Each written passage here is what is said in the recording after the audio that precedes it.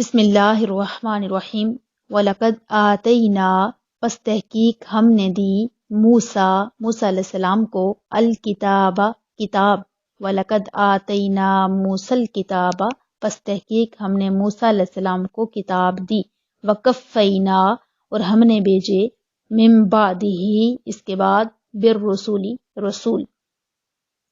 اس آیہ مقدسہ میں ایک دفعہ پھر بنی اسرائیل کو دی گئی مزید نعمتیں بیان کی جا رہی ہیں۔ کتاب اللہ سے مراد توریت ہے کہ ہم نے موسیٰ کو کتاب دی، کتاب سے مراد توریت ہے جس میں اللہ تعالیٰ کے تمام عہد مذکور تھے۔ ان میں سب سے اہم عہد یہ تھا کہ ہر زمانے کے پیغمبروں کی اطاعت کرنا، ان پر ایمان لانا، ان کی تعظیم و توقیر کرنا۔ وَقَفَّيْنَا اور ہم نے بھیجے من بعدہ بالرسل اس کے بعد پے در پے رسول۔ وَقَفَّيْنَا اور ہم نے پے در پے بھیجے من بعدہ اس کے بعد بالرسول رسول۔ حضرت موسیٰ علیہ السلام کے زمانے سے حضرت عیسیٰ علیہ السلام تک متواتر انبیاء کرام علیہم السلام آتے رہے اور ان کی تعداد 4000 بیان کی گئی ہے۔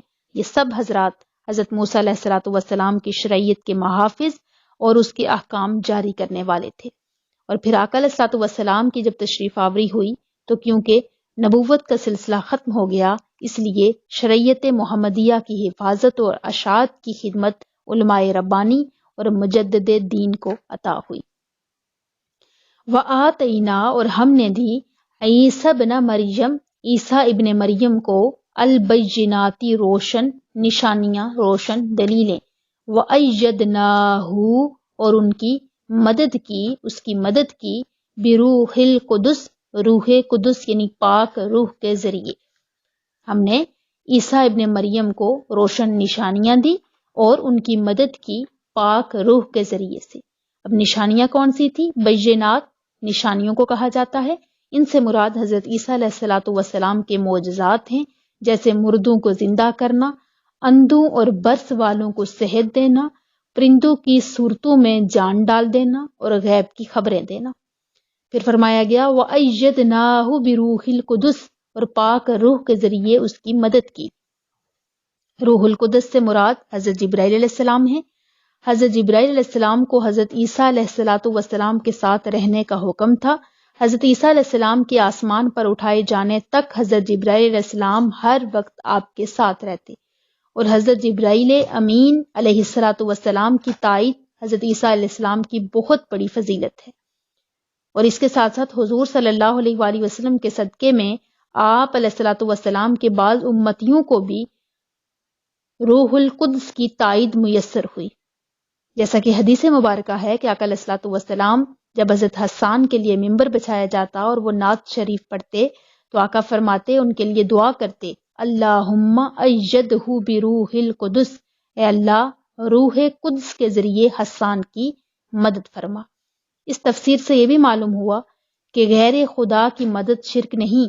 اللہ تعالیٰ نے حضرت عیسیٰ علیہ السلام کی مدد حضرت جبرائیل علیہ السلام کے ذریعے فرمائی، اور جب حضرت جبرائیل علیہ السلام مدد کر سکتے ہیں تو حضور صلی اللہ علیہ وآلہ وسلم بھی اللہ کی عطا کی ہوئی طاقت اور قدرت سے یقیناً مدد فرما سکتے ہیں۔ تو فرمایا گیا کہ ہم نے، اے بنی اسرائیل، ہم نے موسیٰ علیہ السلام کو بھیجا، اس کے بعد تمہاری تربیت کے لیے پے در پے رسولوں کو بھیجا، پھر عیسیٰ ابن مریم کو روشن دلیلیں معجزات دے کے بھیجا، اور پھر ان کی مدد کی پاک روح کے ذریعے۔ افکلما جاءکم، اس کے بعد پھر ان کی ہٹ درمی بیان کی جا رہی ہے۔ افکلما، کیا جب تمہارے پاس، افکلما تو جب کبھی، جاءکم تمہارے پاس آیا، رسول رسول، بما وہ لے کر، اس کے ساتھ، لا تہوا جو نہیں پسند کرتے، انفسکم تمہارے نفس، استکبرتم تو تم نے تکبر کر لیا۔ افکلما جاءکم رسول بما لا تہوا انفسکم استکبرتم، تو جب تمہارے پاس کوئی رسول وہ لے کر آئے جو تمہارے نفس کی خواہش نہیں کرتے تو تم نے کیا کیا؟ تکبر کر لیا۔ اب ان کی نفس کیا نہیں پسند کرتے تھے؟ جو چیز ان کو پسند نہیں ہوتی تھی وہ ان کو نہیں مانتے تھے۔ لا تہوا انفسکم، ان کے دل جس بات کو نہیں مانتے تھے وہ اس کو پسند بھی نہیں کرتے تھے، اور پھر نبی کو بھی جھٹلاتے تھے، اور یہاں تک کہ وہ ان انبیاء کو قتل بھی کر دیتے تھے۔ یعنی یہودی لوگ جو ہیں پیغمبروں کے احکام اپنی خواہشوں کے خلاف پا کر انہیں جھٹلاتے اور موقع پاتے تو ان انبیاء کرام علیہم الصلاۃ والسلام کو قتل کر ڈالتے۔ یہاں پر آگے فرمایا جا رہا ہے کہ فَفَرِيقًا كَذَّبْتُمْ، پس ایک گروہ کو تم نے جھٹلا دیا، وَفَرِيقًا، اور ایک گروہ کو تقتلون، تم قتل کرتے ہو، ایک گروہ کو تم جھٹلاتے ہو اور ایک گروہ کو شہید کرتے ہو۔ حضرت زکریا علیہ الصلوۃ والسلام، حضرت یحییٰ علیہ السلام اور ان کے علاوہ بہت سے انبیاء کرام کو انہوں نے شہید کیا، حتیٰ کہ ہمارے آقا صلی اللہ علیہ وآلہ وسلم کے بھی در پہ رہے معاذ اللہ۔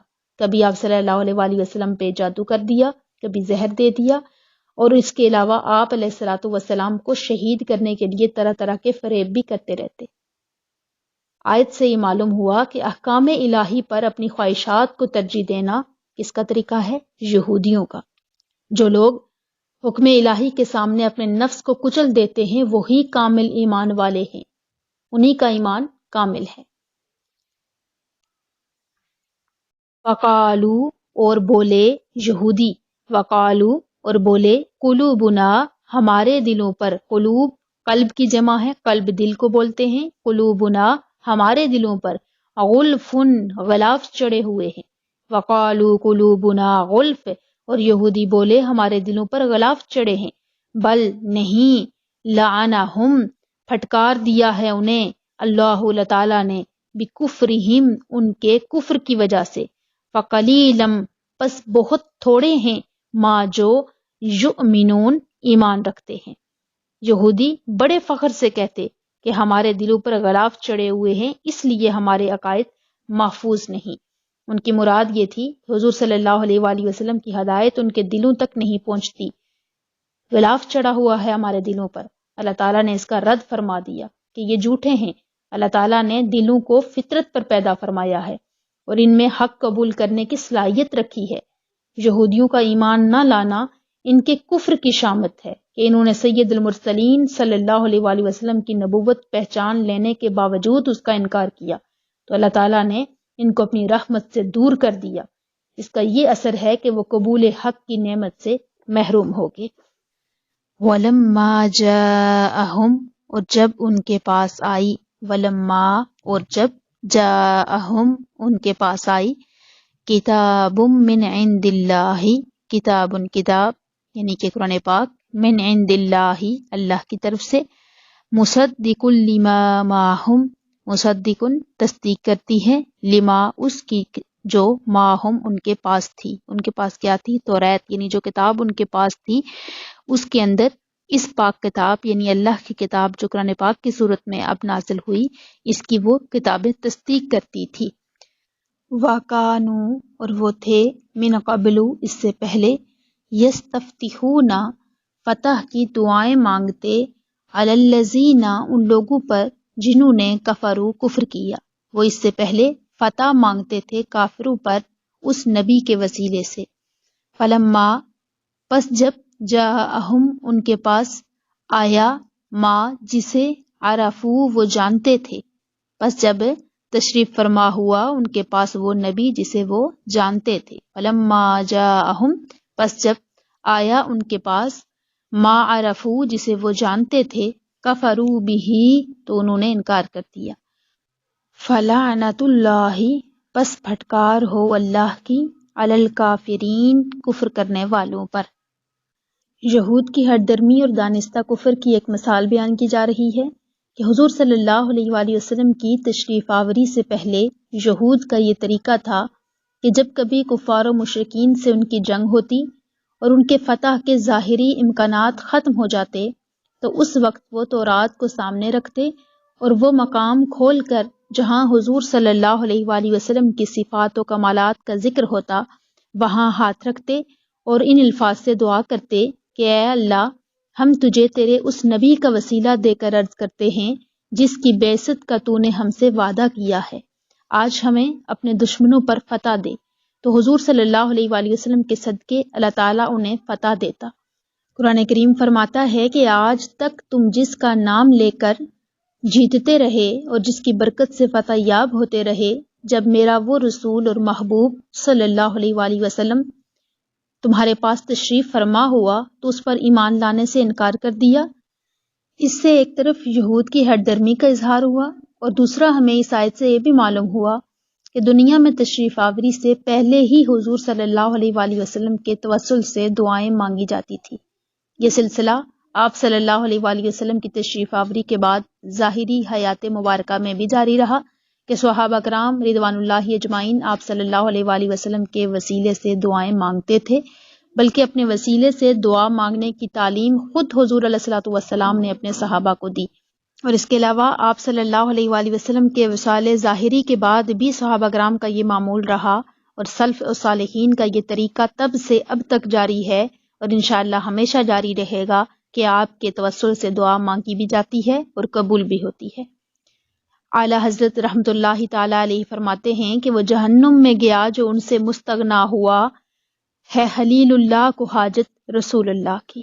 اللہ پاک حضور صلی اللہ علیہ وآلہ وسلم کے توسل سے، آپ کے صدقے سے ہم سب کی بھی ناقص حاضریاں اپنی مقدس پاک بارگاہ میں قبول و منظور فرمائے۔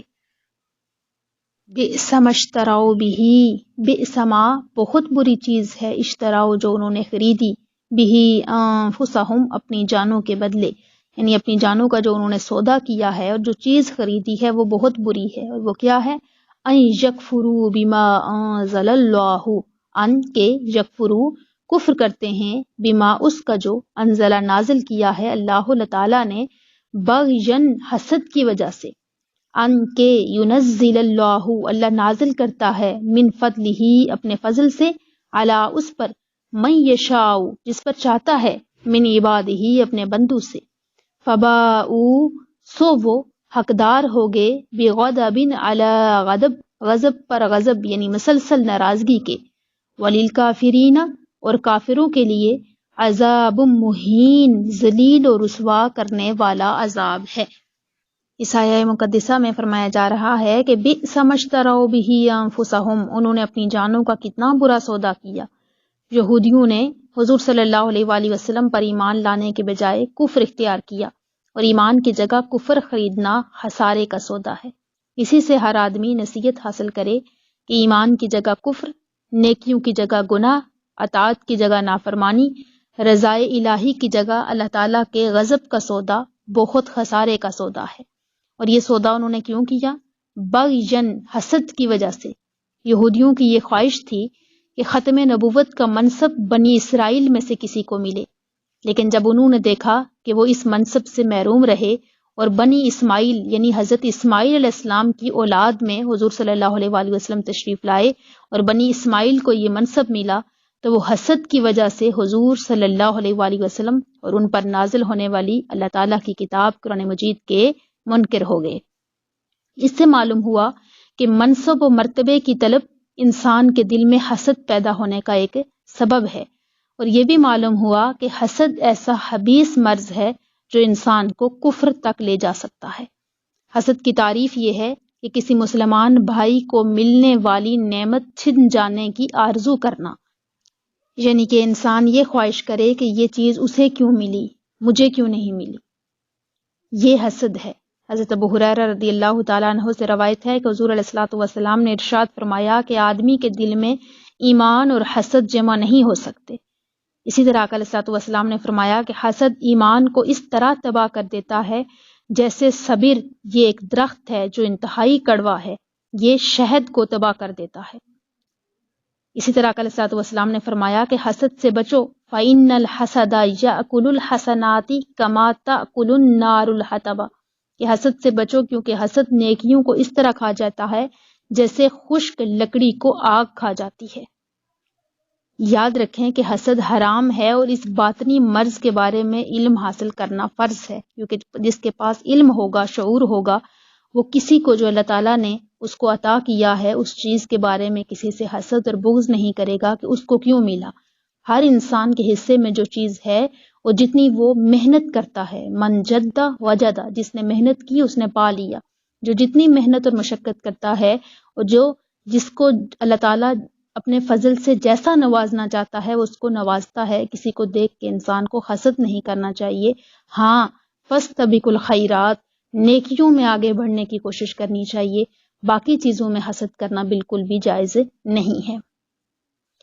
تو آگے فرمایا گیا فَبَاءُوا بِغَضَبٍ عَلَىٰ غَضَبٍ، تو یہ لوگ پھر غضب پر غضب کے مستحق ہو گئے، یعنی انہوں نے حضور علیہ الصلوۃ والسلام سے حسد کیا اور آپ علیہ الصلوۃ والسلام کے جو کا منصب تھا اس کو ماننے سے انکار کیا، اس وجہ سے یہ مسلسل ناراضگی کے مستحق ہو گئے۔ حضرت عبداللہ بن عباس فرماتے ہیں کہ یہودی تورات کو ضائع کرنے اور اس کے احکامات کو تبدیل کرنے کی وجہ سے پہلے غضب کے مستحق ہوئے، اور پھر حضور علیہ الصلوۃ والسلام کے ساتھ کفر کرنے کی وجہ سے دوسرے غضب کے حقدار ٹھہرے۔ اس لیے فرمایا گیا کہ بِغَضَبٍ عَلَىٰ غَضَبٍ، کہ وہ غضب پر غضب کے مستحق ہو گئے، یعنی مسلسل ناراضگی کے مستحق ہو گئے۔